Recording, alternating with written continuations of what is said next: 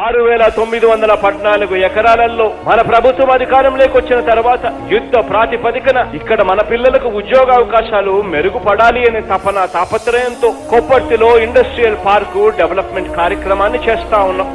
ఈ Kopparthi industrial development park కన పూర్తవుతే దీంట్లో ఎలక్ట్రానిక్ మ్యానుఫ్యాక్చరింగ్ క్లస్టర్ పెడతా ఉన్నాం. 550 ఎకరాలలో జగనన్న మెగా ఇండస్ట్రియల్ హబ్ కింద మరో 3,155 ఎకరాలలో ఇండస్ట్రియల్ పార్కును డెవలప్ చేస్తా ఉన్నాం. అక్షరాల ఈ పార్కులో ప్రతి పరిశ్రమ కూడా పూర్తవుతే అక్షరాల ఎలక్ట్రానిక్ మ్యానుఫ్యాక్చరింగ్ క్లస్టర్ లో మాత్రమే 1,00,000 ఉద్యోగాలు వచ్చే కార్యక్రమం జరుగుతుంది. ఇండస్ట్రియల్ పార్క్ కూడా పూర్తవుతే అక్షరాల ఈ కొప్పర్తిలోనే కనీసం అంటే 2 లక్షల ఉద్యోగాలు వచ్చే పరిస్థితి కేవలం ఈ కొప్పర్తిలోనే జరుగుతుంది. ఈ Kopparthi industrial park electronic cluster కి సంబంధించి ఇప్పటికే పనులన్నీ కూడా వేగంగా జరుగుతా ఉన్నాయి. ఇప్పటికే డిక్షన్ ఇంకా మొదలైన కంపెనీలన్నీ కూడా ఇప్పుడే కట్టడాలు కూడా కన్స్ట్రక్షన్ కూడా స్టార్ట్